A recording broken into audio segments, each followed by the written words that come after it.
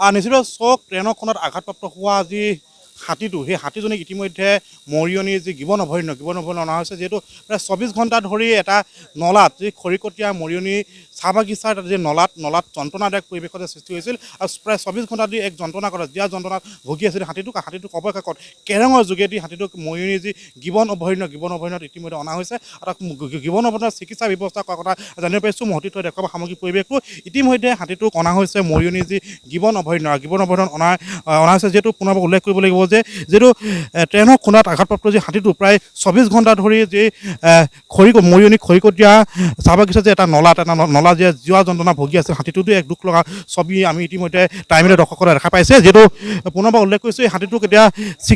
প্ৰাথমিক চিকিৎসাৰ বাবে মৰিয়নি যি গিবন অভয়াৰণ্য অনা হৈছে হাতীটোক আৰু পুনৰবাৰ উল্লেখ কৰিব লাগিব যে প্ৰায় 24 ঘণ্টা ধৰি মৰিয়নি যি খৰিকটীয়া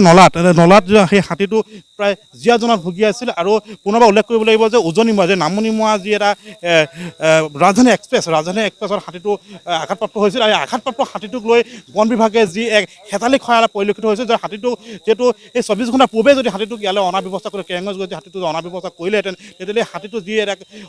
অৱস্থিতি হৈছে হাতীটো সেই অৱস্থিতি কিন্তু তাতকৈ উন্নত হোৱা পৰিলক্ষিত হৈছে যিহেতু হাতীটোৱে প্ৰাথমিক চিকিৎসা কৰাৰ ক্ষেত্ৰত হাতীটো কিমান উন্নত হয় সেয়া কিন্তু এটা সন্দেহৰ আৱতত সোমাই পৰিছে পুনৰবাৰ উল্লেখ কৰিছোঁ এতিয়া ৰাতি দৃশ্য এতিয়া প্ৰায় 8 বাজি উকলি গৈছে আৰু হাতীটোক ইতিমধ্যে মৰিয়নি যি গিবন অভয়াৰণ্যত আনি হাতীটোক প্ৰাথমিক চিকিৎসাৰ বাবে কিন্তু হাতীটোক অনাৰ ক্ষেত্ৰতো যি বন বিভাগে যি হেতালি খেলাক লৈ পেলাই খুব প্ৰকাশ কৰিছে স্থানীয় লোক যিসকল বনপ্ৰেমী ৰাইজ আছে তেওঁলোক খুব প্ৰকাশ কৰি পুনৰবাৰ উল্লেখ কৰিছোঁ মহতিত দেখাই আছে হাতীটোক ইতিমধ্যে মৰিয়নি গিবন অভয়াৰণ্য এটা নলাত গিবন অভয়াৰণ্য ইতিমধ্যে হাতীটোক প্ৰাথমিক চিকিৎসাৰ বাবে অনা হৈছে মহতিত দেখাইছে হাতীটোক এনেধৰণে পেলাই থোৱা হৈছে হাতীটোক লৈ যিহেতু বন্যহস্তীটোক লৈ পিনে যিহেতু বনকৰ্মীসকলে যিহেতু বন বিভাগে যি হেতালি খেলা পৰিলক্ষিত হৈছে সেয়া কিন্তু এটা দুখ লগা ছবি পুনৰবাৰ উল্লেখ কৰিছোঁ যে নামনিমুৱা যি ৰাজধানী এক্সপ্ৰেছত হাতীটো যে আঘাতপ্ৰাপ্ত হৈছিল সেই আঘাতপ্ৰাপ্ত হাতীটোক লৈ বন বিভাগে যি হেতালি খেলিলে প্ৰায় 24 ঘণ্টা ধৰি যিটো হাতীটো এটা নলাত জীয়া যন্ত্ৰণা ভুগি আছিল এটা দুখ লগা ছবি হৃদয় বিদাৰক যি ছবি আছিল মৰ্মান্তক ছবি সেই ছবি কিন্তু সকলোকে চুই গ'ল সকলোৰে অন্তৰ চুই গ'ল হাতীৰ যি এক দুখজনা ছবি হাতীটোৰ উন্নত চিকিৎসাৰ বাবে যি মৰিয়নি গিবন অভয়াৰণ্য অনা হৈছে প্ৰাথমিক চিকিৎসা অন্তত হাতীটো কিমান সুস্থ হ'ব সেয়াও কিন্তু এটা সন্দেহৰ আৱতত সোমাই পৰিছে কোনোবা উল্লেখ কৰিবলৈ টাইমৰ দৰ্শকসকলক যিহেতু আমি পুৱাৰ ভাগৰ পৰা সামগ্ৰিক দৃশ্যটো আমি দেখুৱাই আছিলোঁ টাইমেটৰ দৰ্শকসকলক কিন্তু এটা কথা উল্লেখ কৰিব লাগিব যে হাতীটো যি জীৱ জনা ভুগিছিল প্ৰায় 24 ঘণ্টা ধৰি হাতীটো যি জনায় কিন্তু 24 ঘণ্টা পূৰ্বে যদি বন বিভাগে যদি